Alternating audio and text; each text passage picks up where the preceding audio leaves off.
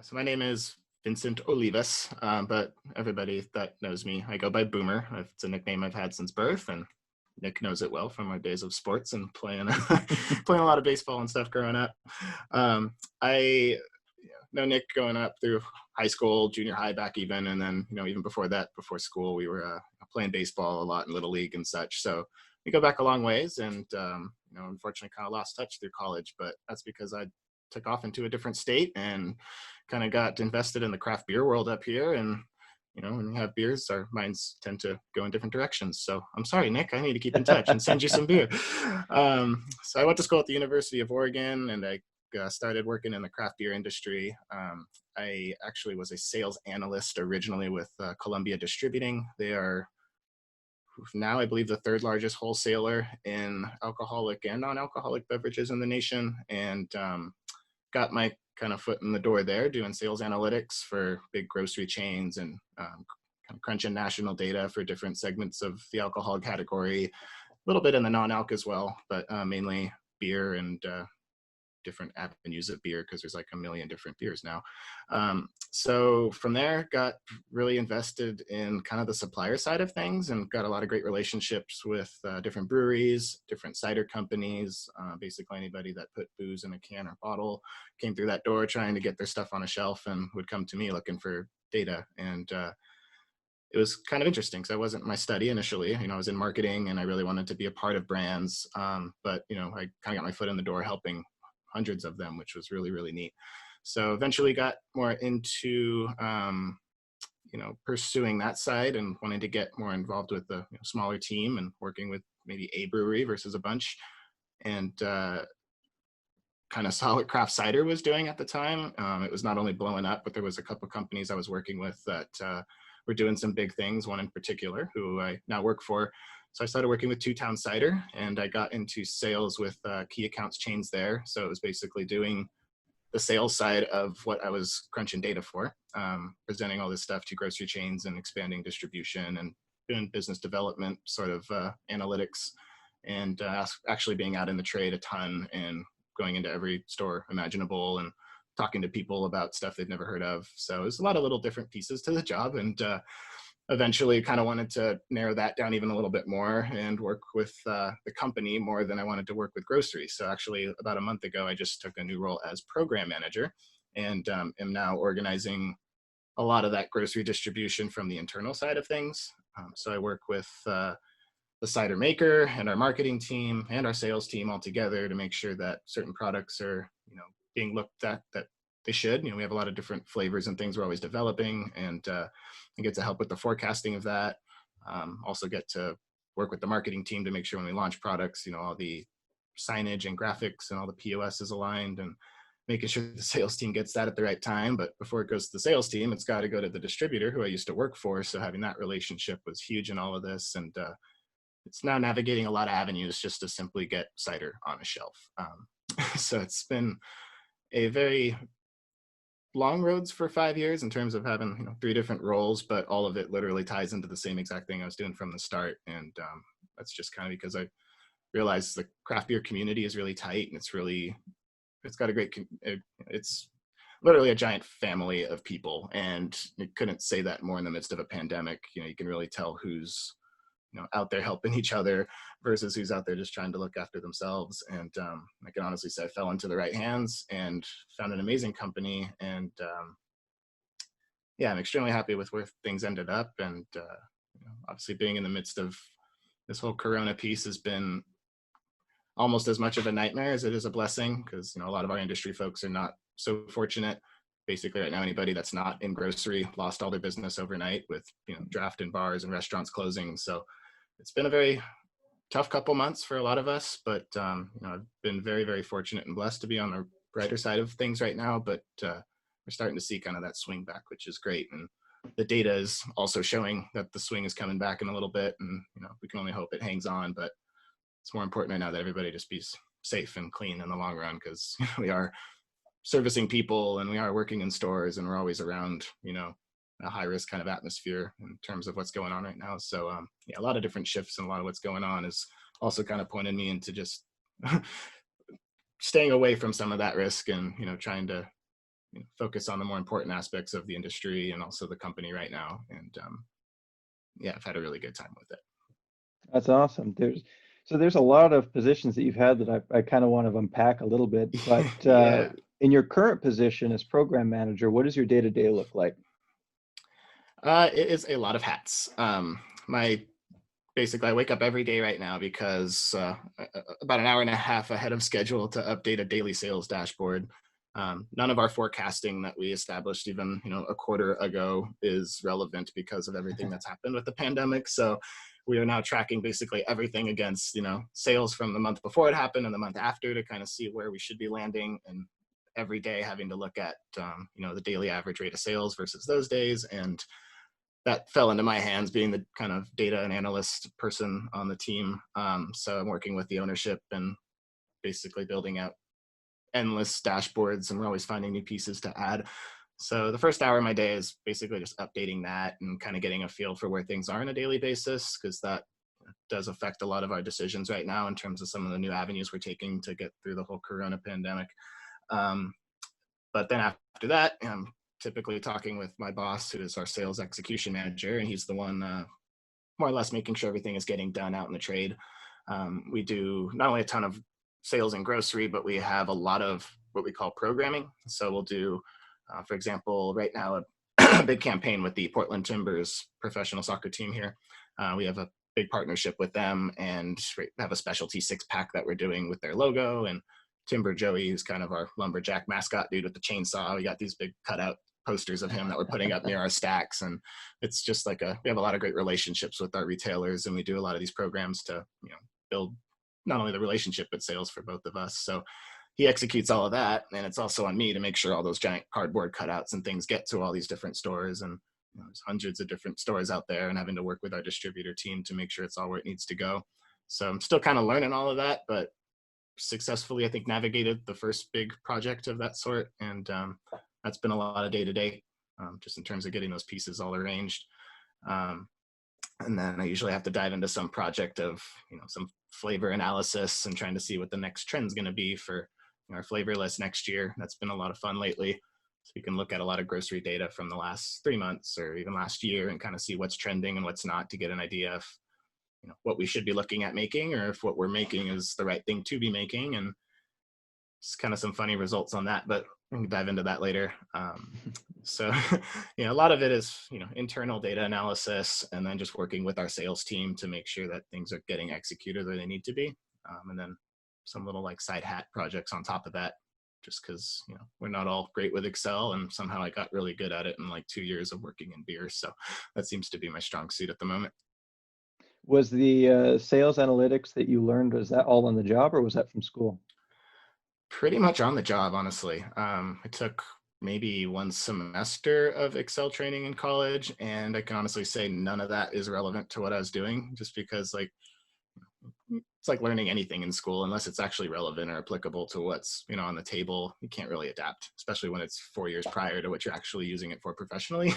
So yeah, a lot of it was literally on the spot. I actually had gotten that initial sales job while I was in New Zealand studying, and kind of just trying to work over there and applying for jobs back home, and saw that Excel was a skill set, and reached out to a friend that had posted about the job, and was literally just told, you can figure a lot of this stuff out on YouTube if you're even, it's just a matter of figuring out the pieces. And maybe to my blessing, I was also working with a lot of older folks that just aren't really fine-tuned with a lot of modern technology. So it gave me time and their patience to let me develop and slowly build a lot of the skill set. So yeah, everything was literally figured out just right there. Not to mention the beer industry is just kind of unique in a lot of its own aspects. So it'd be hard to transfer being an analyst from maybe some other, I don't know, software or retail, other sorts, versus working in a very specific logistical chain of grocery distribution. There's a lot of legal stuff in there too. And then eventually, navigating all those different channels just to simply get stuff on a shelf. It'd be hard to take that skill set anywhere else. And it'd also be hard for anyone to just jump in and do that. So it's kind of interesting to see those different dynamics. And that goes for every industry. Obviously we all have our unique challenges, but it's becoming more apparent that this one has a lot of very small and unique relationships that are very, very valuable.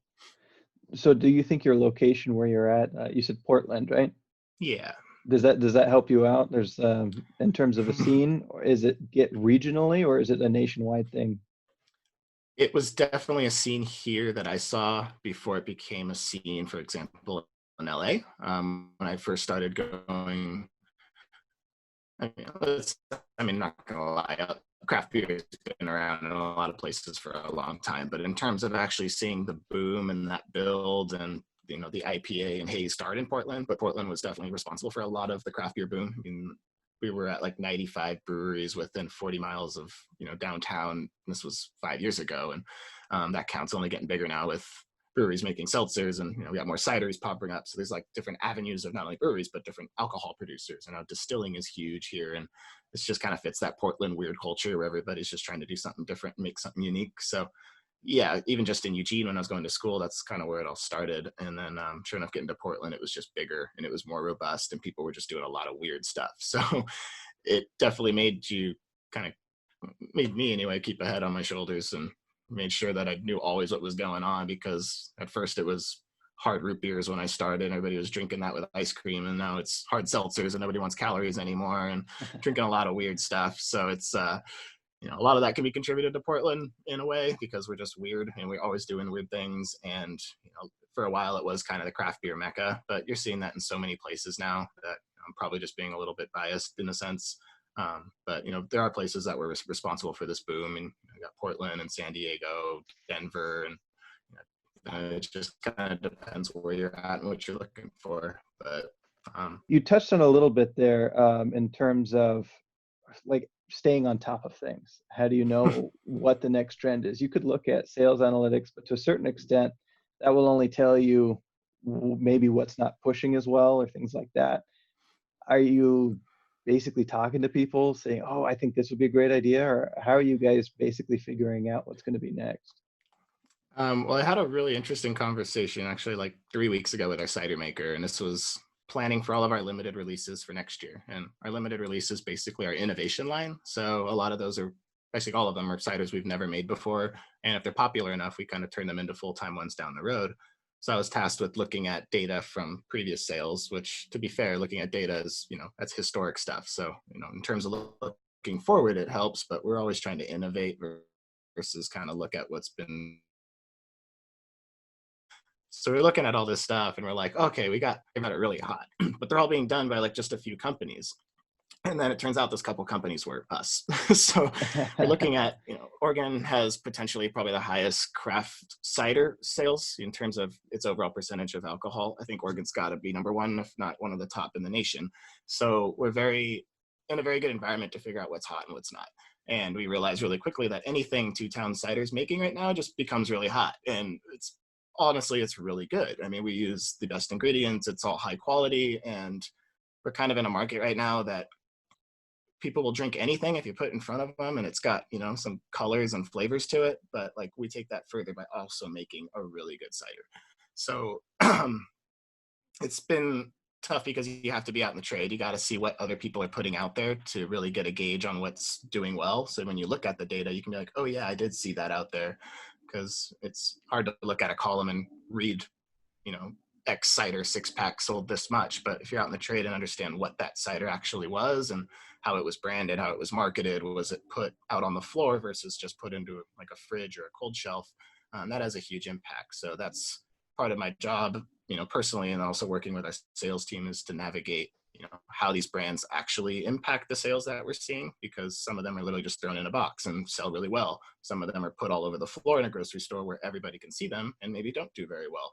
So that has a big impact on how we want to present our items, because we don't want to blow stuff out all over there if it's not going to be, you know, received well by an entire crowd. So we're not going to put our entire line of barrel aged sour series ciders that are $10 a bottle, on a huge display everywhere. We want to consolidate those in the best spot that we know they'll sell based on what we've seen in the past that we've done and what other people have done, with what you actually see going on too.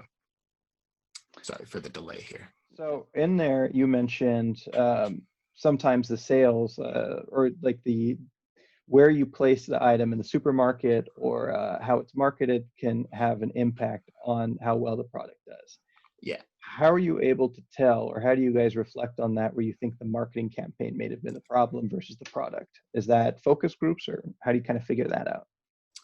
There is a lot of conversation that actually goes into what I'm slowly being more involved in, and some of the back end conversations are done between my boss and our distributors, kind of upper management folks, and we rely a lot on our launches to make a big impact because we're fortunate in the sense that we've built our brand very strong and to the point where we have a big share up in the area. So our name resonates well. Our name is definitely out there. People know who we are. And that helps in a sense now because when we launch something, it's more a matter of awareness versus trusting that, the cider is actually going to be good because there's a 99.999 chance that it's really, really good and probably going to win some award somewhere because that's just how everything's been going. And there's always just going to be the emphasis on quality. We won't push anything out there that's not, been lab tested multiple times and ran through several lines of canning to make sure it's going well. And we still run into issues, everybody does, but having that dial on flavor, consistency, quality, using the best ingredients, keeping everything fresh, has definitely let us rely a lot more just on our sales and marketing aspect to really push the image of the brand and get it put in the front of the store versus maybe sticking it in a little side corner somewhere that's technically a display, but it's not it's not good floor space. And in grocery, if anyone studied marketing, you got very different routes of attraction throughout the store. There's very different exposure rates depending on how you walk the store and what you're looking at. There's a lot of terminology here that would probably help that I just don't remember from my marketing books days. But obviously you walk in, you got lobby displays that are front and center and you see a lot of big stuff there. And next time you go into a store, if you just realize what's right in front, somebody had to fight hard for that space. Like it's not just something that's there. It might be a bunch of flowers, but it's probably because it's Mother's Day. It might be a ton of Guinness, but it's probably because it's St. Patty's Day. Like it's usually very catered and it's very, very valuable space. And we've gotten to a point now where our brand resonates and people know that we deserve that space. And now we can put the emphasis on let's build the right signage and let's get the right color coordination going if we're going to do multiple flavors, and let's look at the occasions that are surrounding events that are going right now, or if we have a different charity event going on at the time, whether it's food bank or humane society, and we do fight to end hunger programs, like a lot of that gets tied into these displays to really just make a bigger impact. And if we can tie that in with some of our launches, it's just a matter of really spreading it out to the masses a lot more versus just kind of relying on social media, and which we do a lot of too, because that's a whole nother conversation in itself. But yeah, understanding just the relationships in stores of knowing who's going to give you that space and how to navigate getting that space. It takes a long time. It takes years. You can't just go and make a friend overnight. Some stores you can, but there's a store in downtown Portland that's one of the top 5 beer selling grocery stores in the entire nation. It's like you don't just walk in and get your stuff put in a good place there. It's you got Yeah. to show up and help out and really make your presence known and be a value to them so they can be a value to you. And all this stuff just kind of ties into not only getting a good location for your product, but making sure that it's something people are going to go back and buy. So I can't speak highly enough about the stuff that we make and the quality that it is to make that's such an important statement, because a lot of stuff is out there, it's just not good, and it'll get these massive displays because someone will come at them, it's like, oh look, we got this really cool sign, we got this really cool poster, like I'm gonna come and build it, make it look like this, we're gonna shape it like a giant tank and put Coors Light stuff all over it. Like we see all of this and it's like you show up 2 months later and a lot of it's still sitting there. So we can go to that same manager and be like, hey, that same amount of floor space you can consolidate into a quarter and we'll still make you more money because our cider is a premium price point and people buy it.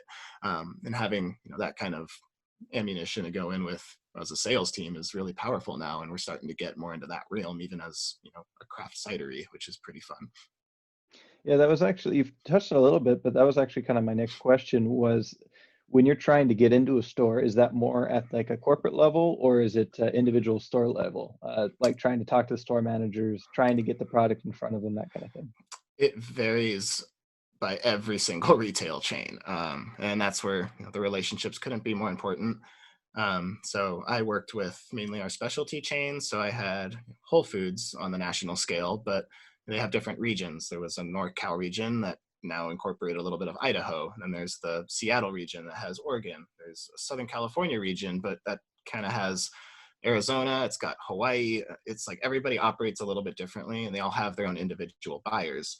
So like for Whole Foods, for example, you got to get it into one system so everybody can access your item, and they basically just pull it from a cloud and can enter it into their own. But that doesn't guarantee that it's gets sold. That just guarantees that it's going to show up in their system if you scan it. So, and then prior to that, it takes actually presenting it to one of these buyers and getting them to believe in it and actually authorize the item. So that's kind of the basis for a lot of it, is presenting an item to a corporate buyer. You get them to authorize it.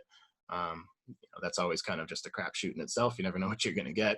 And then, they'll turn it on, and there are, I should say, a lot of the bigger grocery stores, whether it's your Albertson Safeways and your Kroger or your Targets, they'll have what are called, sets, and twice a year, maybe 3 times a year, they'll tweak these things up and put different items out, and kind of refresh the coolers every so often.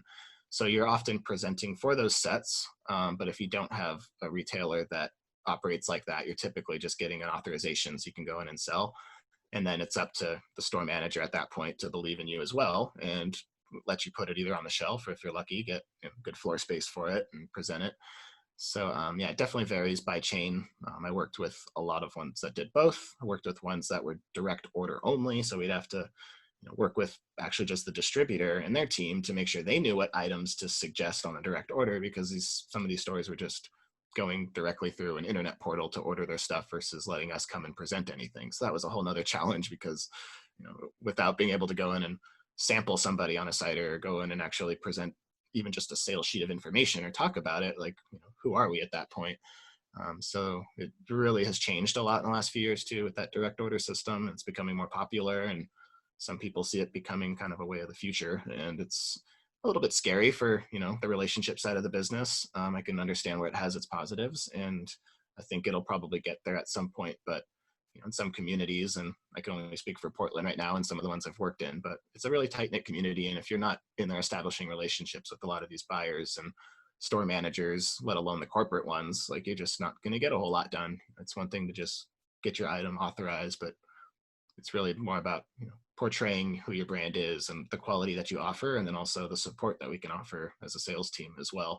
So yeah, I guess that kind of covers a little more than the initial question, but it starts with that Oh, buyer, it goes down yeah, to manager, and it just, yeah. that's perfect though, because I mean, obviously you said it a couple times that it's very relationship driven. Do you ever find yourself traveling for those relationships, or your company as a whole? I mean, I know this coronavirus thing would put a kaput on that right now, but just in general, before any of that. Yeah, actually quite a bit. And for a while, that was one of the biggest advantages and one of the funnest parts of the job. I mean, my second week as a key account grocery sales rep, actually, I got a call, I think the weekend before, and one of my coworkers was like, "Oh shoot, man, I forgot about this event. We got a craft cider fest out in Boise, but it's also combined with this like punk music festival. Like, would you mind going out to cover this?" I was like, "Yeah, please." So like, literally, I had to like go grab a giant canopy tent, a ton of gear, fly out, meet with the distributors to pick up kegs, and this was all like my second week on the job, not knowing what's going on. So you got to do fun things like that initially, and then slowly that was it was less festival travel, and became more grocery oriented. So it literally, wherever there was an office that we needed to meet, got to go to Austin, got to go to Orlando and meet with people at Yard House headquarters, which was actually really cool because they have like, it's part of a giant, it's Darden restaurants, so they have a bunch of different restaurants under that chain, and they have all these mock kitchens in there that look exactly like restaurant kitchens. And then they have all these bars that look exactly like Yard House bars. And you can go and sample them at a mock Yard House bar that's in basically like a giant campus building full of just dozens of other restaurants and bars, mock kitchens and stuff. It was just like really bizarre. It was like going to college at a place just catered for restaurants and alcohol. And Wow. so definitely some cool experiences. And then obviously with that, there's kind of kind of branch off every couple nights or so and go check out some live music and stuff in some of these cool towns, whether it's Austin and Orlando. I've had some good experiences, and go down to Bay Area and San Diego quite a bit, or just day trips up to Seattle. Like there was a lot for a while when I was doing more of the sales route. It was like 30 of the job realistically was just being gone and traveling, which got old after a while, and I just couldn't quite keep up with it as much as I wanted to. So fortunately, I get to work with the same team and do a lot of the same stuff, but just kind of more on the back end, and it's a little less busy now in Do you, terms of where I need to be. the fact that you were able to travel, learn the sales side, things like that, do you think that helped you in the position you're in now as a program manager? Tremendously, yeah. And it's kind of like a strange blessing in disguise. The employee, Sam, that had the position prior to me, ended up taking another opportunity during this whole pandemic when things were kind of up in the air. So I slowly morphed into some of her duties and officially just took the role not too long after. So not only was I doing everything that she was doing, but also realizing like, whoa, there are a lot of, pieces to the distributor relationships and the retail relationships that are, invaluable. Because I mean, unless you're out there for several years understanding, what is going on in a store, let alone who's controlling those decisions and how you can affect them, it's just really, really difficult to jump in and navigate a lot of that. So if anything, I've just been able to kind of see different, you know, opportunities within our sales team and the distribution channel, and how to get ahead of things a little bit sooner to make sure the sales team is not scrambling as much. But a lot of it's just pushing on communication and trying to get info from people that usually is outside of our control. So it definitely was an advantage, and having Sam plant all of those seeds initially really only made it easier for me to kind of jump in and do it all. But for someone coming outside, for maybe potentially completely different industry, honestly, right now it'd be kind of a scary thought, especially with how much is going on, how much we're trying to push out, how much we're trying to innovate amidst what's going on in the industry and the world right now, and without having some competency to not only the industry but just working with the people that we need to. um, I don't think a whole lot would be able to get done. And yeah, it definitely helped. What does it look like for the creation of a new product? From the initial idea, who's coming up with that idea? Is it a kind of a community type thing? And then all the way to execution and distribution. Ooh, I wish I had a better idea on the initial part, but I Mhm. want to say we've probably never launched one item exactly the same. And everything that we've launched has been like in a 3 to 6 month turnaround, just like flying by the seat of our pants. And it's always gotten done pretty seamlessly and very nicely. But at the same time, like because because of that reason, none of it's been consistent in a lot of ways. And I think we all tip our hats off to our entire team for just being able to navigate what we're doing. But a lot of it is data driven initially, I want to say. I had a big part kind of in, playing, trying to think, back when we launched our seltzer brand about a year ago, and it was kind of fun to navigate that whole process because we had launched a bunch of new ciders and pushed, small launch campaigns for those, but to launch a whole seek out seltzer brand that's under our umbrella, but basically a whole separate entity. That was a conversation that was very data driven. Initially, we saw that cider was growing, but it wasn't the hottest thing in the market. And then literally overnight, you had White Claw and Truly just take over. And it became such a big part of the overall craft business, if you put it together, that it started to outpace it. And then it started to outsell it in places. And we're like, oh, shoot, if we're not jumping on this, like we're not jumping on any growth, and we're just kind of hanging on to a category that honestly we grew locally in craft cider. So it was more of an opportunity, but also an innovation idea.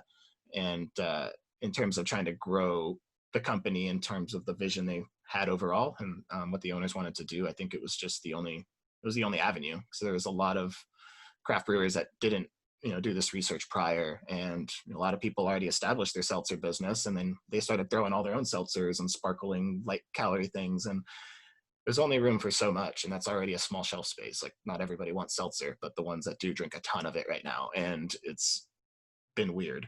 It's been really bizarre, and it's kind of changed a lot of our perspectives on just how to approach making these decisions. So the seltzer was one thing that was a huge data driven piece. Industry wide, it was really big, and then it finally caught on even with just the craft beer drinkers here in Portland. So when that became a thing, it was like, all right, that's an idea. We need to develop it. And from there it goes, in the hands of marketing to spend several months just looking at different brands, ones that coincide with the Two Towns image, but also, has its own name. So that's always kind of an interesting process to see, and can't can't give enough respect to our marketing team and the amount of just probably pain and suffering they go through bouncing ideas back and forth. But the fact that we can do it all in-house, we have an amazing graphic designer and a social team that leads it all and kind of blows it out there. And between the conversations with them and sales, we just have to come together with agreements on what's going to be presented and how's it going to be presented and what does grocery want. And if that's 80% of our sales, then we probably have to cater to them to an extent. And it's not always the initial vision of the company, but if we're trying to push it in a growing avenue, then we got to probably look at what they're doing. So it's a lot of back and forth, and I'm sure there's some strife, and I don't have a lot of conversation or a lot of talk in that conversation, but it's just any sales and marketing team is going to have that. And it's just kind of like, here's what's going to work. And the other side has the vision of what they want to do. It's just a matter of making that mesh. And we always seem to do it really well. And from there, it's just on the hands of kind of following up on that whole authorization piece. You got to talk to the buyer and get them interested in what you're presenting, and probably pull together a story with some data that's relevant to at least the category, if not something specific to what you're trying to sell. If it's a brand new item and a brand new flavor and there's no data or any history on it, that's kind of tough. So that's a kind of comes into my hands a little bit more to find the data and put together a presentable story for a sales team to get that into the hands of the right people. And then it's a conversation with a distributor to make sure they take the item if it's accepted. And sometimes you don't even know if it's accepted, but you got to get distributors to take it. So there's always that kind of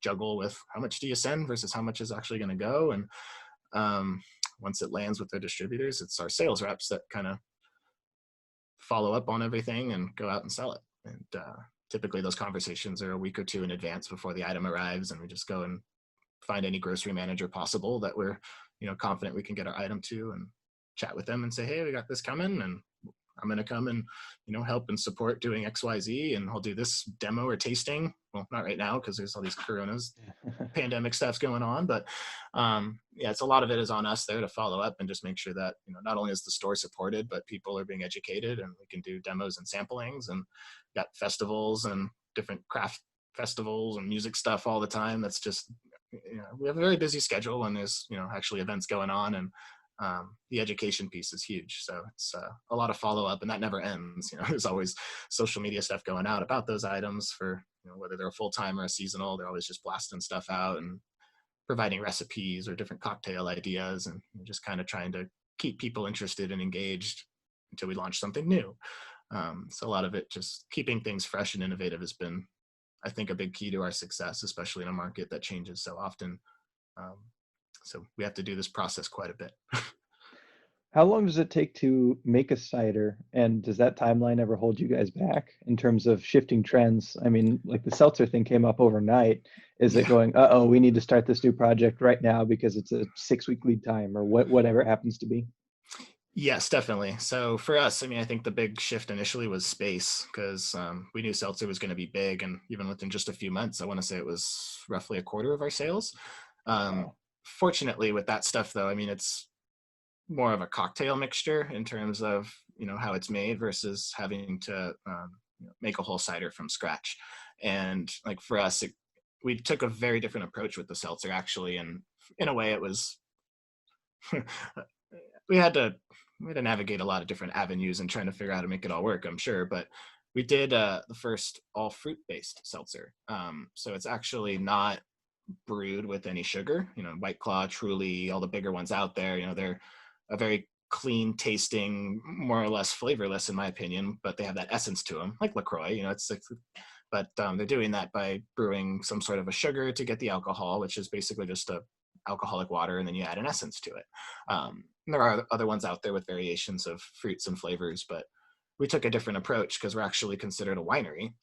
We're not just, there's no like cider and beer. They're like beer or wine by law. So we're not able to brew. We're legally, you just can't brew. And as a winery, you also can't carbonate to certain levels.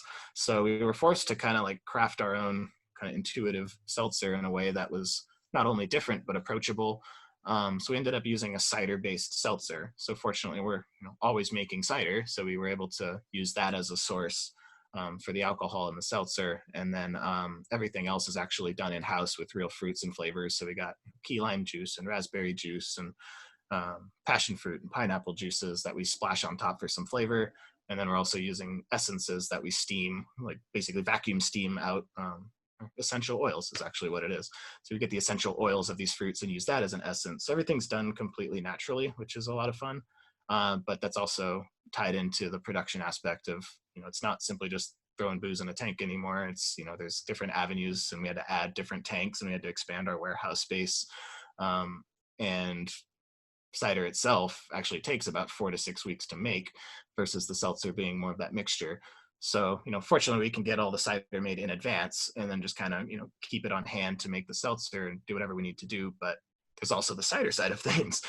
And some of these ciders take 4 weeks, some take 6 weeks, some have, secondary fermentation, some go into barrels. So there is actually a massive production schedule that I don't even want to look at, because it would just give me a headache. But I do have to every once in a while to see what's ready and what's available and what we could send out.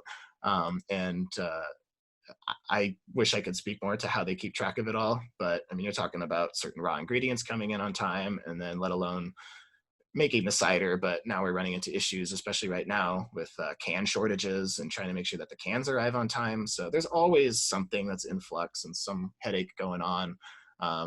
Some of our ciders actually in the next month or so are actually going to come out with paper labels on them, because there's absolutely no cans to source to get proper prints. We get Wow. some of the bigger companies and bigger corporations, bottle that stuff up prior to the pandemic, just because out of scarcity, and it leaves a lot of the little guys with little or nothing. So we got something, we didn't get nothing. But always forced to make these shifts and changes just kind of based on what the industry's throwing at us. And a lot of the time it's ingredient based, and sometimes it's employee based. If someone, we run a couple people get sick in the winter, and it throws the shift out of schedule, and suddenly we can't make as much. Like, it's it's constant chaos. And we do manage it very well. And by consistently putting out a really good product and managing relationships well, we can probably negate a lot of the frustrations there. But yeah, I mean, I could go on and on. There's some ciders that are just fermented juice, and then some that have whole different processes involved, and some that use ancient methods, and some that go in barrels. And it's like trying to coordinate all of that on a schedule takes some wizardry, and there's a lot of it from the top level of the company for sure. The chaos though, I mean, you guys are managing, and it seems like that's what keeps things interesting though. Yeah, definitely. There's never a dull moment in the industry, let alone in the warehouse or amongst the team. There's just something always going on, and another problem that we just have to vent about. And at the end of the day, you can just gotta laugh and have a beer about it, or have cider about it, because it's just never ending. There's really no industry like it. You're talking about massive pieces of machinery on top of alcohol that's already just delicate, and the whole thing in itself is just it's been a privilege to be a part of, to say the very least, and not to mention just how much it's changed. But I'm thoroughly interested in every aspect of our company and every brewery, and like whether it's the accounting piece of it, or the data piece, or the production, and what actually goes into the cider, and where the ingredients are sourced. Like, I just nerd out on just about all of that. So it's like it just amazes me that a lot of this goes on and doesn't throw everybody in disarray. We somehow manage to stay very family oriented, and I think that just goes down to the kind of company that we are. I don't think a lot of sane people would handle things nearly as well, but I don't know if it's just like the country folk living out in apple orchards or what it is. We just got a bunch of really good people with good heads on their shoulders, and we managed to keep each other in check and help out where needed. And we all wear a lot of different hats. So at the end of the day, it's like we can fill in and fix a lot of these issues. They're not impossible, but it's just, what are we going to deal with today? And then what are we going to deal with tomorrow? And when's the canning line going to go down again? And we got 2 days of not making cider in cans. Like, that's actually a big deal. So we got to push back on distribution for a little bit. And it's just a never ending battle, but it's a lot of fun. I think that in my experience, having a lot of people that wear a lot of hats actually helps, because that overlap, it creates a little bit of empathy. It really does. Totally. Yeah. I mean, our CEO is out there, on his back fixing the canning line with wrenches and hammers and doing anything that he can, operating forklifts. Like, everybody does everything when they need to. And that's ultimately what, drives a lot of success. That's Cannot, awesome. couldn't deny that, especially in the last few months. I know things are different right now, but do you work remote, or are you guys normally in a warehouse, like all kind of together, so you could actually pass by and talk to the salespeople directly, or is that a lot of phone relationship? A little bit of both. We have a lot of completely remote sales folks. I think there's, I want to say close to 100 full-time folks now at this point between all the production and sales and accounting and everybody that's involved. So I don't think there's more than 100 might be full-time in the summer with extra. Don't quote me on that. But anywho, there's a lot of people. I want to say maybe 70% are based down in Corvallis, which is where all the cider is. That's where all the orchards and ingredients and the production is all at. But we have our sales teams. So we got a handful in California. I got a handful up in Washington, got Chicago, Idaho, myself and three others that are kind of Portland based or technically remote. But we'll go down there, a couple times a month when needed. Not so much at the moment, but I was actually just down there yesterday to just kind of say hey to some people in the tap room and pick up some stuff that I hadn't seen in the last few months. So it was kind of nice to do that. But yeah, it's gotten to the point right now where everybody's more or less completely remote, except whoever's packaging and needs to be on site. But with that, everybody's masked up and staying apart. Even those that work in the same office or not even in their cubicles, they're staying further apart. It's just kind of weird, but it's kind of nice to have the flexibility to be remote because all of us that need to be or just prefer to be have that flexibility. But obviously we can't make it remotely, so there is a lot of people that are still on the ground and kicking butt and doing a lot more than some of us are doing physically to keep the company going right now. And we really do owe them all the respect in the world that they don't get to hear because we don't get to see them on a daily basis right now. Now, do you only make cider at the one location, or do you make them at multiple spots? Just there in Corvallis, yeah. There's technically two locations where we kind of make it in Corvallis because we had our original Eastgate tap room that was the original cider house, and then when we outgrew that, that became our barrel aging and kind of upper tier cider facility. And then we have another location about 10 minutes out in Corvallis by the airport, and everything's made right there. So we do the cider, we got seltzer, we actually have canned wine that's coming in that we'll have a fun part in. That's going to be all done on site too. There's a lot of cool stuff. Yeah, it's neat that we can keep it all under one roof, and that includes their marketing department, and a lot of the construction is just local guys that our owners have known forever. Like it's a very, very local, tight knit, and it's always stayed within the confines of Corvallis.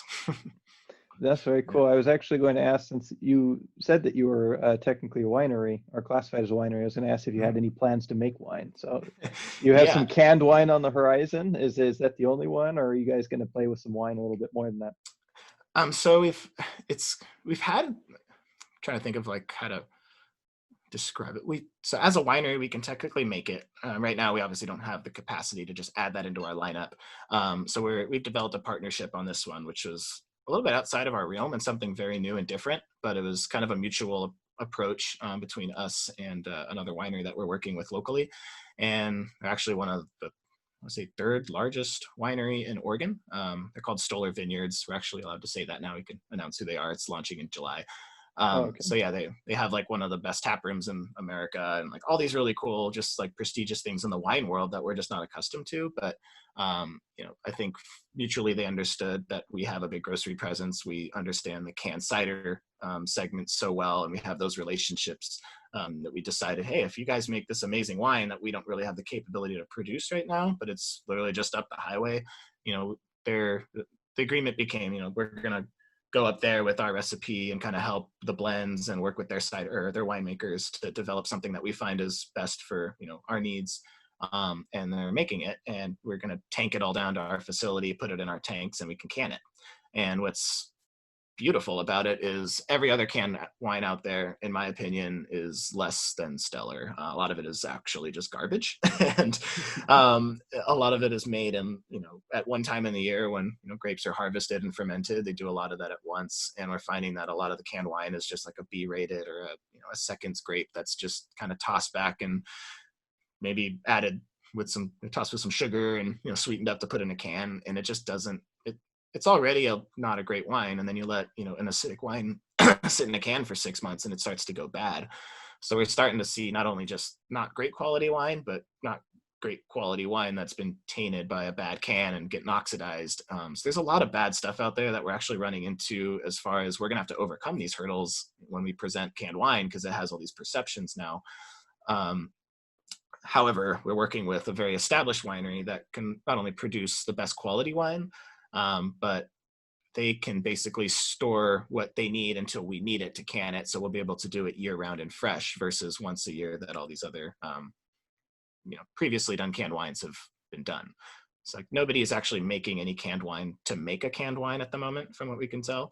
And this will be the first one with that emphasis. And knowing that we can do it year round, multiple times a year versus just once, is going to be a huge advantage. And then the wine itself, we've already lined up against all these others, and it's phenomenal. Like there's a Pinot Noir, Pinot Gris, and a bubbly rosé, and they're just fantastic. And it's like we didn't expect nothing less because all the stuff we managed to make is just delicious. It's really hard to, I try not to be biased, but we just make a lot of really good products, and this was just no exception. So having a hand in it said a lot, and just kind of being a part of the whole sales process too, and them understanding who we are as a company and us knowing who they are as a winery was literally just like the perfect partnership.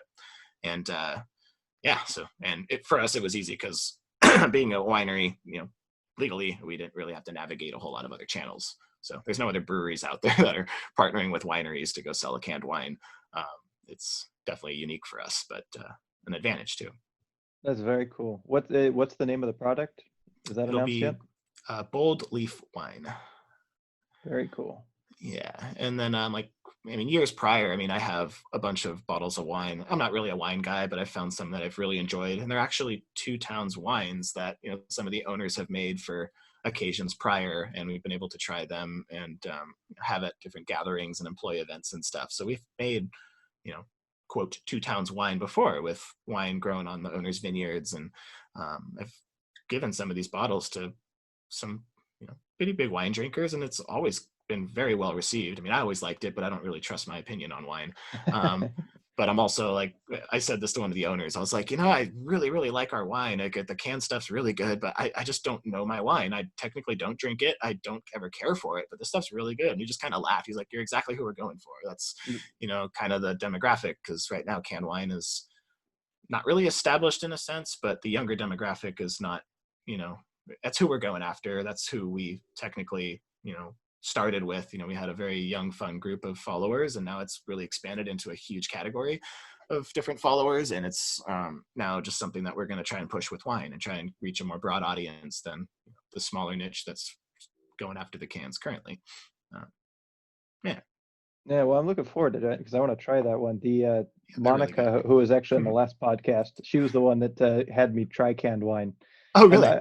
I'd say I'm probably in the same boat as you. I'm not exactly a wine connoisseur. I just know what I like when I try it, and that's led you to certain things like, okay, I know I want something that's a little bit bolder, that kind of thing. But I couldn't tell you, oh, it has this specific tasting note or anything like that. Exactly. How far forward can you look when you're doing these forecastings? Like, are you planning for a year? Are you going by quarter? How does that look? That's a question I kind of ask myself all the time, because these decisions about canned wine pop up and you're like, wait, how long back did we just have this conversation? And I honestly don't know on a lot of them. The seltzer conversation was probably a year or two in advance of when we launched it, just kind of knowing that it was becoming a thing. But then it was like the summer prior when White Claw just blew up and took over the world. So but I just feel like we, from the sales standpoint and marketing standpoint, that was all done in under 6 months. So for all I know, that conversation was 6 months and 2 weeks prior. It's really hard to say. And then with the wine piece now, like this is a very big avenue to kind of transition into, in terms of working with somebody else to produce something, let alone, doing a lot of it in-house at the same time. So I'd imagine that conversation has probably started much further in advance, versus, a lot of the ciders that we're looking at might even just be a couple months in advance, or even a few weeks for some of the limited releases before we're like, oh shoot, let's just tweak this recipe a little bit and try some stuff. So it's all over the place. I wish there was some better method to the madness, but realistically it's just kind of like, we have an idea, we have a vision, and let's just make it happen somehow, some way, with some of the smartest people I've ever managed to work with, and it manages to get done. So if there's any advice to that in the beer world, it's like, I don't know if there's a ton of forecasting that we rely on in terms of like what we, maybe consistently meet for, but there, at least as I don't know. I could be wrong too. But in terms of what we've done in the past, a lot of it has been, you know, done very quickly. And I just don't know how far those conversations can be had prior. So Yeah. anyhow. Now, for this crazy business, I mean, because it sounds insane. I'm like, I'm ready to go get a job over there and switch industries. It's How, almost recession proof. yeah, how'd you end up getting into it? I guess let's start with like going way back in terms of like high school. Did Yeah. you know what you wanted to go to college for? Not entirely. I mean, honestly, I was thinking about this earlier. Remember when I borrowed that like flight simulator joystick kit from you a Oh while yeah, back? yeah, yeah, yeah, yeah. Yeah, so like I think it was junior year of high school, and I was like, I really want to be a pilot, and I was actually applying for some piloting programs and looking at that avenue. But at the same time, was taking like physics and some pre-calc, and I got so burnt out on math by the end of that year that I literally just put that off, and I was like, I just kind of want a more, I hate using this word now, like normal or general college experience, but Mm. that's more or less the avenue I was looking at. But Oregon was kind of initially an opportunity for me to just kind of get out, but stay close enough, but also, you know, go fly fishing and do snowboarding, get out, go hiking. And the coast was right there. Like it just, it had so much of what in my heart was interesting. And I knew that once I got there, you know, after a little bit of soul searching, I'd probably figure out what I wanted to do. And it took some studying abroad to kind of figure that out as well. So initially I was, you know, just into marketing and promotions. Like I was also playing a ton of tournament paintball in high school, and wanted to be just a part of, you know, some of those trade shows and events, and being able to go out and, you know, not only be an attendee of some of these big events that I used to love, but also support them. So I was kind of just going after that as a narrow avenue of just marketing promotions.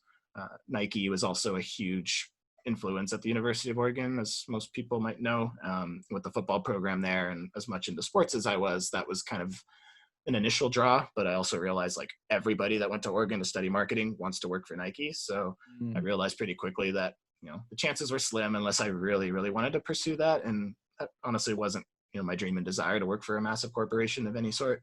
And meanwhile, I was, you know, being in Eugene, Oregon, which is just a weird enough little place as it is, had a nice little craft boom town with their, or craft boom in their beer that was going on. And initially, I mean, I was only 18 when I started. I didn't even have my first beer ever until I was 18. And like, it wasn't until I was, you know, maybe a year or two after that that I had had a craft beer and understood what it was. So like, I think it was by the time I was 19 and kind of got to, you know, honestly wasn't even trying a bunch of the beers. It was just the culture. I mean, I couldn't drink at the time, but it was everywhere, and you could see it. You could see the people that were, you know, always just having a good time at different tap houses and pubs, and the brewers were always out mingling with the people, and, you know, the staff was always out mingling with people, and it was just a whole different industry that was not only thriving, but it was just something I never came to expect in a professional industry. It was something unique and seemed really fitting to me because I was just kind of abnormal from day one and never really wanted to go down that standard channel. And it was just having a different ambiance to the whole craft folks, and they're just weird people. They're quirky, they're different, and they managed to, you know, structure it all in a way that's, you know, profitable enough for us to live a very, you know, comfortable and happy work lifestyle. You know, it's not going to make anybody wealthy and rich, but it's enjoyable. So once I saw that, it was kind of just like, all right, I'm going to take the general marketing route and get myself as involved as possible with, you know, clubs and things that are interesting. And at the time, it was snowboard club and different music courses and meeting up with people to play music. So like I wasn't necessarily pursuing my profession, but I was just trying to really find what mattered to me, what was important, and, you know, who I really wanted to surround myself with. And ultimately the beer industry is all of that. You know, you got live events going on all the time, you got musicians everywhere, and you got people making beer. And at the end of the day, to me, they're artists. I mean, they're crafting recipes that people have never done before and making some sense of them. So it's a little bit of, you know, that creative artistry route, but also tying into something professional that everybody enjoys for the most part. And Yeah, I think that was kind of the big eye-opening piece. Studying in New Zealand was big too, because that's a big wine country, and that's kind of where I started to appreciate cider. Initially, I was just a beer guy. I didn't really dive into cider much until I returned from there and noticed what craft cider was doing in the States. But again, it was just the craft cider was kind of what craft beer was for a sec. It was becoming innovative, and it was getting really weird, and people were doing fun stuff with it. It became kind of that next boom behind what craft beer was doing. So it kind of latched onto that a little bit. And yeah, sky was the limit from there. There's never really a shortage of opportunities and like different positions within companies that always just have their own just weird, interesting perks and things to them. So kept me on my toes. How did you end up in New Zealand?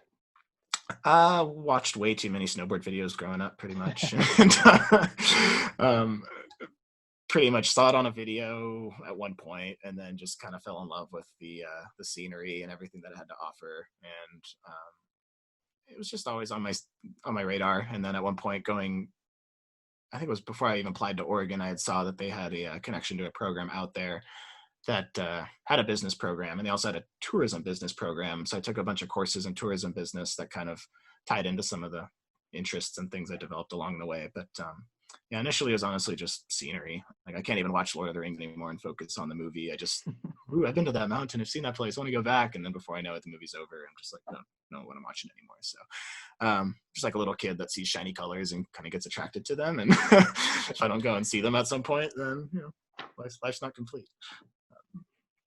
And sure enough, it So just ended up having like the best people ever out there. And how long were you there? 6 months initially for one semester to study, and then 2 years later went back for another 6 months to just kind of travel around in a camper car and do that lifestyle for a little bit. And then what, basically you felt that you were good there, you got what you needed, and it was time to come back and look for work here, or how did that work out? It was, well, honestly a failed relationship more than anything. So I went over Hmm. there the second time with somebody and kind of tried to make things work and make the best of it. And it was a one-way ticket trip, and we managed to stay friends and cordial through all of it. But it was just kind of apparent that it wasn't going to work. So there was already some plans to return and um, kind of just make the best of the return. At that point, I wasn't trying to stay there and get through. Unfortunately, it was like almost a 4-year relationship at the time, so it didn't seem like a good place to stay and try and get through anything without family around. So it was just a decision to come home and kind of sort things out for a little bit. And I honestly kind of just gave myself a 5-year plan in Portland. I was just like, I'm gonna see what I can do and get a job and make the best of everything that's around here. And to me, it was a lot of what New Zealand had to offer in terms of life away from work. You got volcanoes to go climb and surfing on the coast, lots of hiking, and it just seemed like a really good place to kind of settle down and establish some roots if I was going to do it honestly anywhere in the US, because I was just pretty set on living abroad. It wasn't really an option to come back and live here. It just kind of happened, and it worked out that way. And yeah, I don't remember where that conversation or the question actually started there, but So, but well, you get back here, and you have your 5-year plan. You've graduated at this point, and so your degree is actually in marketing. yes. How did you end up getting your first job with the beer company? So it's actually a friend. Her name's Amanda, and I actually was in a snowboard club at U of O that she was in, and like we weren't even great friends. We didn't talk more than a few times, but we were just like on the same Facebook snowboard club U of O group kind of thing, and kept in touch every once in a while. And I was in New Zealand at the time in a library, like a week before returning home, and just looking at job postings, trying to find out what am I gonna make of this return. And she had a post up saying that they were looking for um, a replacement analyst, and she was on that analyst team. So she became like basically my mentor and into the company there, and taught me a lot about Excel, and kind of got in on that job and did it for a couple of years. There ended up being like 3 of us analysts on that like, little craft beer panel, more or less. It was really cool. It was kind of a neat little team that we formed that didn't really exist in a lot of distributorships, because craft beer just wasn't weird and diverse in a lot of places like it was Portland. So it was honestly just a really strange but a blessing of an opportunity. There was that opportunity there to apply for it, and I just applied for it and got an interview or two. And a lot of the questions at the interview weren't even necessarily directed towards like, oh, what's your experience in the industry and what's your experience with Excel. Like I had just gotten back from being in New Zealand for 6 months, so they kind of just ate all those questions up and found it really interesting. So like it made that part easy. Built a couple presentations and follow-up interviews, and that was it. it Looking back, it was definitely the easiest interview, I think. Well, I shouldn't say that, it was stressful, but like it's a funny situation that like I didn't feel near qualified enough for it. But just by simply having, enough experience, having that relationship, and just literally the desire to learn and pick it up as quickly as I did was kind of what got me in. Um, Yeah, well, it's like a little stressful sounding. Just from the analyst title alone, how much did you know about the job going into it, or did you just go for it? Like, hey, I need a job. I think I can do it. Pretty much just went for it. I was like, oh, it's a job with a beer company. And from what I hear, like, the experience with my coworker at the time was pretty cool. So I was like, I'm just going to go for it. Like, why not? And yeah, it was different. I was definitely like one of the youngest people in the office, working with a bunch of much older people that have been in the industry forever. And it was intimidating to an extent, but like kind of being the young energy in the office amidst a crazy craft beer boom that was just being consumed by millennials, and that's kind of what I was being considered in the office. Like it gave me enough of a presence to feel meaningful, and then also like just jive with the team and throw ideas out there and feel confident in doing it. So if anything, I think that's probably what was noticed initially. It was probably just my overall desire to be involved and my thorough interest in every aspect of the company and everybody and what they do. I've never just kind of locked myself in one place, and it's kind of like my role now is literally tied into every department, and it's a lot of fun because I get to work with everybody and I'm just thoroughly interested in everybody and what they have to offer. Um, and I can only hope that that's kind of my case too. And I just want to be able to provide, not only like this podcast, it's like there's so much information out there that people have to give off that's beneficial.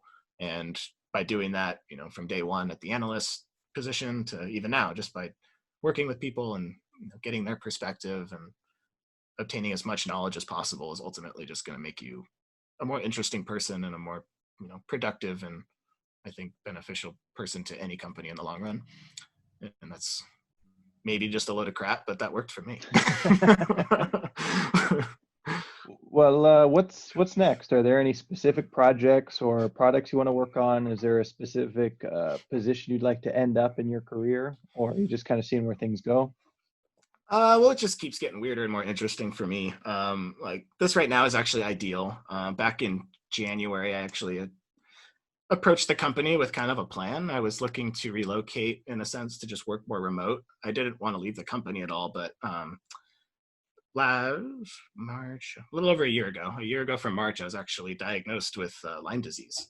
Oh, whoa. So yeah, I've been dealing with that for a really long time. Apparently, it's not, severe and dismantling, but it's enough to make travel and a lot of just day-to-day tasks difficult enough to, not navigate 100%. I'm just not in the shape that I'd like to be in order to be 100% at a lot of these things. So yeah, the travel and the lack of being able to keep up with just being out in grocery stores all the time and just being defeated and literally having no energy a lot of days was just like, all right, this isn't working. But I'm still valuable. Like I can still do something. I can still provide a lot of this information. I just, need to lay low. So that's kind of where that conversation started. That was back in January. And then, when the pandemic thing rolled around and Sam left this role, it kind of just worked out perfectly. But yeah, initially I was like kind of trying to still figure that out in a lot of ways. And this was more or less what I had in mind in terms of like what I could do for the company. I have a lot of different random hats I can wear and skill sets that would navigate and jive really well, and I can do it all remotely. So I'd actually approached them about the idea of moving to Costa Rica because that is a place I've been spending a couple weeks a year for the last few years. And just from like a health standpoint, it has been beyond the best place that I can be. Like from the diet, the lifestyle. I'm a big surfer, so I surf, as much as I can, but unless I'm doing it every day, like my body's not in a loose and non-inflamed environment that it should be. And so I've just kind of realized that if I really want to be the best version of me, I need to go put myself in a situation to pursue that. But I can also take the work with me. So that was kind of a big piece in the last 6 months, was just trying to navigate, all right, what's best professionally, but also physically and for my own health. And I could not tip my hat off to this company enough just because of, being able to navigate this. They listened and were able to provide, you know, enough resources to make me comfortable with pursuing it. And, it's the avenues are there now, but I just can't really go anywhere because every border's more or less shut down in places I'd like to go. So that's all kind of on hold. But in terms of just where I want to go, I'm honestly just going to roll with this to the fullest extent. I mean, the company's doing so many big things. They're launching, the wine and more exciting stuff coming down the pipeline. Like it'd be really, really, really difficult to try and do anything else but what, we're doing here right now. I do thoroughly enjoy the role. It's just, it became a really big challenge on the sales side of things for a while. And yeah, the switch up's been a lifesaver to an extent, but also like, oh, I had this big plan and I was going to do the move and try and work down there. And then that didn't happen. So now it's like trying to kind of reestablish a new mindset in terms of what's long-term up here. But everything's great right now and I can't complain. So maybe once we get through it, I'll be able to work remote, every once in a while and spend some time here and there. But yeah, just trying to keep health on track is definitely priority one. What's the prognosis look like for Lyme disease? I mean, I obviously I know of Lyme disease. You get it from ticks, things like that. But so Exactly. what is it? Just something you have to treat? There's not actually a cure for it, or? It's definitely not curable in a lot of cases if you've had it for a while. So yeah, that's definitely the general consensus. You'd get it from a tick bite, but there's a lot of other studies that show, mosquitoes could carry it. Sometimes saliva's carried it. Like it's one of those things that's becoming likely much more apparent than we realize, but only certain people, because it's an autoimmune response, like only certain people, will respond negatively to it. And with Mhm. that, there's a lot of co-infections that are involved with Lyme disease. So, I mean, that's one bacteria, but a tick, for example, commonly injects 3 or 4 other bacterias that are called co-infections, and they all create this, what's called the Lyme disease complex. And it's like this just web of different syndromes and things all clashing together. So it's very complicated in that sense. And that's why it's taken forever for it to be accurately tested. And that's kind of the biggest issue is it's almost impossible to test for accurately until you really dive into it. You look at the symptoms, you follow up on testing, you got to like get deep tissue massages before the testing to release toxins that actually release the bacteria. Unless you're having a flare up, like you can't really pinpoint it. Um, so yeah, the bacteria likes to burrow deep in a lot of weird places. So it just makes it very difficult to test for. And that's why like for roughly 15 years, I've had increasing amounts of just weird aches and pains that I kind of just brushed off as growing pains and then brushed off as, oh, I got some bad discs in my back. So that's why those spasms are happening. But, they just get worse and worse. And then I started having nerve issues and start like passing out in random places, like just things that get kind of weird. And you're like, all right, something's not right. So I ended up seeing a specialist locally that was actually for fibromyalgia, which was the initial diagnosis, which is kind of just the, end all be all. We don't know what it is, but look at fibromyalgia, research it. And that was kind of the answer I was given for 2 years straight. Like, we don't have an answer for you, but look at this and do some research and look at some therapy methods and stuff. And was offered a lot of just, terrible drugs and things that I just didn't want any part of. So eventually, yeah, it's after you have it for more than even a few months, it can become chronic. Once it buries itself in deep enough places, it's something you just end up kind of having to deal with for life. And there are antibiotics you can take initially to battle it, because most people get symptoms right away after they get bit. I don't remember a bite, but I also did grow up going into the woods a lot, so it could have been anything. Could have just contracted it elsewhere for all I know. It's like Corona, for example. There's just a lot of research that needs to be done that they just don't have answers for yet. Yeah, you said 15 years. I didn't realize you were dealing with it that long though. So it sounds like you could have picked it up like in Mammoth or something. Definitely. And that's realistically what probably happened. I don't remember any bite. I don't ever taking any ticks out of me, but it's just one of those things that is obviously a lingering possibility and could happen on a baseball field for all I know. But Yeah. I had like some of the worst Achilles pains ever. And that's like both Achilles ankle. Yeah. Like both of them were awful through junior high baseball. And at that point, it's just like, oh, you're preteen, you're just going through some growing pains, right? That's like what it Yeah. was brushed off for. But like for months and months on end, probably not. And then cross country was just like instant shin splints that never went away. And like that inflammation was like a whole nother weird episode. And like I eventually just had to stop running. And to this day, I like can't really run without getting them instantly. So for a while, it was a lot of these things that you're just like, oh, it's avoidable if you just like have the right footwear, get the right massages. But it was like every aspect of thing that I was doing required that kind of treatment. I was like, this isn't fun anymore. Like, especially when you're trying to travel and maintain what's but I would consider a fun industry and a fun job. It's like you're trying to go out and meet with your distributor partners in other states and like have a night of drinking. And like, meanwhile, every day I'm just dealing with like some of these aches and pains and tension and stuff that just isn't apparently normal, but I brushed it off as normal for too long and starts to catch up with you and you start getting sick on trips and things. It's like, all right, let's need to tone back and kind of, reestablish some basis and kind of get my homeostasis back. Yeah. So yeah, Wow. it's been a jive and a juggle, and it's not fun. But at the end of the day, I could just try and stay optimistic about it, I guess. Wow. You've been through it. Dang. Yeah. Well, to take it off the personal side, Yeah, no worries. what would you say, like, who would you say this job is for? I mean, it seems like there's a lot of communication. Do you see different types of personalities, or is it largely people that are good talkers? What would you say if somebody wanted to get into this? Like, is there something they should focus on? It takes a very creative person, in my opinion, to really to be the best and kind of most appreciated. You know, there's a lot of people in the business that are very good at what they do. There's a lot of people in the business that are respected, and there's ones that are very good but not well respected. You know, there's just, in my opinion, you know, there's so much of traditional business that's valuable, but with the relationship side, and the relationship side being as diverse as it is, like no two bar owners are the same, no two grocery owners are the same. And then you go to an actual grocery corporate buyer, and they've probably been in that position for 30 years and, you know, drink Coors Light and whiskey. Like they're just different. They don't get craft beer the same. So we run into a lot of these different um, just inadequacies in kind of the day-to-day life. And it got to stay on your toes. You just got to have a creative mindset. I think having a thorough interest in just about everything you can will definitely play a part. It's a very small industry too. So, I mean, it's just as easy to burn a bridge as it is to, you know, make a sale. So, I mean, it's not worth, you know, talking down on other people as it is just pushing yourself to be the best you can be. And there's a lot of that in the industry, and every industry has that. But you know, we see a lot of just like negative attacks, negative campaigns, and things like that. And you're just like, you know, that stuff doesn't just go away. You know, we're all in this together. We're all making the same thing. We're all putting booze in a can to make people happy. So it's just having, I think, not only the a good business mindset is going to get you far, but being creative and trying to put those together and being a little more casual about it. It's like having worked in the distributor side, you know, you go onto the wine side of the office, it's a lot more buttoned up, and it's very different than the beer side.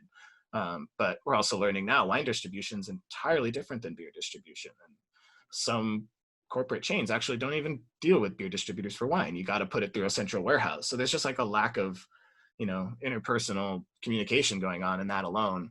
And it was very apparent working in that office. I mean, just the way you'd have to talk to one side of the office was different than you talk to the other side of the office. And unfortunately, me being a young beer person, like I was just looked at differently at different parts of the office. So it was like, you know, but at the end of the day, I could only just, you know, keep a smile on, ask a lot of questions, and just be professional about it, and you make friends. But it was kind of, it was a little bit intimidating at first, but just being a beer guy amongst, you know, a sea of wine people actually was a little bit strange at times in that office. And now I'm trying to find that balance. And at the end of the day, it's just, you know, it's finding a mutual respect, but also, you know, understanding why they are that way. It's a very different business. Like if you're not dressed up, buttoned up, you're not going to be taken seriously in the wine world. But if you're wearing a suit in a beer meeting, you're not going to get taken seriously either. So it's just trying to navigate, you know, the different perspectives, but also, you know, what's professional, what's not. And trying to mesh into all of that is probably the biggest quality that you can't really teach anybody, but you can only be aware of. Is there a specific major that you think would cater to this, or is it just, hey, get your business classes, pay attention, and that will help you? If I had to go back, I think more public speaking would have been really beneficial. I had zero comfort with talking in front of people, probably until I studied abroad. And it was kind of like that analogy of, or whatever that saying is, you know, just imagine you're talking to a room full of naked people. Well, it's like, just go talk to a room full of foreign people that you've never seen before. And that'll get rid of a lot of jitters real quick. So, you know, I did that a few times there and came back and just realized instantly, I was just like, this is actually a lot easier than I expected. And it's just way more beneficial to hold a conversation about anything with somebody than to just brush them off and walk away. Like there's always something good to come out of it. So I think some sort of like public speaking or just being more involved in, honestly, social groups is probably the best thing. You know, nothing that I studied in particular is pertaining to like where I'm at now, but I think it's more the people and the experiences along the way that really shaped a lot of that. So, you know, if you're going to go and study and get a 4.0 and lock yourself in a library, like that's great. But when it comes to social skills, are you going to be able to, you know, talk to somebody in the beer world if you're also a beer nerd and like to homebrew on the side? Like it's, if you're a homebrewer, you're probably a little bit, you know, more creative and a little bit more isolated, right? So let's go out and, you know, branch into a social group of different homebrewers and this is just a generalization, but yeah, if you can go and attach yourself to a group and maybe learn a couple things. Oh, and all of a sudden there's a couple of brewers working together on a project, and oh, what do you know? You just made the next best beer with 3 people. So yeah, just having a little bit of that. But it's honestly, like, to me, it's like, don't let schooling interfere with your education. Yeah, no Yeah. kidding. So that's always kind of been something I held close to me. And yeah, I mean, school is, it's kind of like growing up with religion. There's a lot of great guidelines, but at the end of the day, you're in charge of what you believe in, and you can make those decisions, and you can put yourself on a path that's either productive or not. And a lot of that's just interpersonal skills. Well, we've been going for a little over an hour now. It's actually like hour 20 almost. Whoops. I could talk about this stuff all day, but Need a round 2. yeah, exactly. I think it'd be a good idea, especially because I'd like to see where it's going. Maybe Actually, a you'll follow-up be would be fun. Yeah, with after the wine launch and some of the other stuff we have coming down. you have maybe launching the next wine in Costa Rica, There we go. Yeah. But do you have any like parting wisdom, whether it was passed on to you, something that you've learned, or kind of in the same vein you were talking about, where you said don't let the schooling get in the way of your education. Yeah. Somebody's looking at this field, business in general, whatever. What would you say to them? I think it would reflect a lot on probably just conversations I've had with a lot of friends and family in general, especially lately. A lot of people are in rough places right now, whether it's personally or with work. But I always tell people, like, it's just good to make a big change if you need it. If you're stuck in a rut, you're not really believing in what you're doing, just do something crazy. Like, you can always come back to what you were doing, but if you don't step out of your boundaries and study abroad, or maybe go travel in another country, try something that's a little out of your realm, like, you're never quite going to understand your capabilities and the opportunities that are out there. I've always wanted to get out and travel and see more of the world as a kid. I remember being like 6 or 7, asking my parents, can we move out of Chino Hills? Like, I just don't feel right here. Like, there's just something else I want to do. And obviously that didn't happen. But, when I had the opportunity to do it, it was scary and it was terrifying. But, like, I think just making that leap and, you know, just looking back, like, I feel bad. Like, there's all these risks associated. I haven't kept in touch with you at all. But, like, obviously would love to now, because you got a lot going for you, and I'm sure a lot of our friends that we kept in touch with at the time probably have a lot going on. But I definitely pushed myself in another direction just to kind of see what am I capable of outside of the confines of what I grew up in and what I felt was restrictive at the time. And a lot of it was just getting out, seeing the world, putting myself in interesting situations, and just maybe having a story to tell at the end of it. But at the end of the day, knowing it's also going to help me be just more professional and a little more social, if anything. So I was a really quiet kid growing up and never really knew how to approach people and how to talk to adults, and can see a lot of that now in our generation even. And it's just I don't know, it's a little concerning, but it's also understandable. If you didn't have experiences to really advance yourself, then I just challenge people to do that more, whether it's through traveling or learning an instrument, and just like get a little weird and do something outside of your comfort zone and try to get comfortable with it. Because it might not make you a new friend overnight, but you'll probably make 10 pretty interesting ones. And Yeah, yeah. I just think there's a lack of that awareness. A lot of people get stuck in one situation and can do a lot of things in that situation to make it better, and we'll probably do that, and that's okay. That works for a lot of folks. But for me, I just can't get stuck in one place for too long. So it's it hit me a couple months ago, and I was just like, I'm not doing well. I'm like kind of sick, and this traveling stuff sucks, and like I need to make a big move. And that is honestly not a huge move for me. It's just like I've been across the countries before, and like I've done it, and I know I'm happier there, and life's a lot simpler and slower. Like, if anything, that's not a move. That's just like a step back in a way to kind of focus on stuff. But I can understand to some people that's like, holy crap, you're gonna pick up everything and go over there. Like, I look at it that way. Yeah, it's actually a big deal.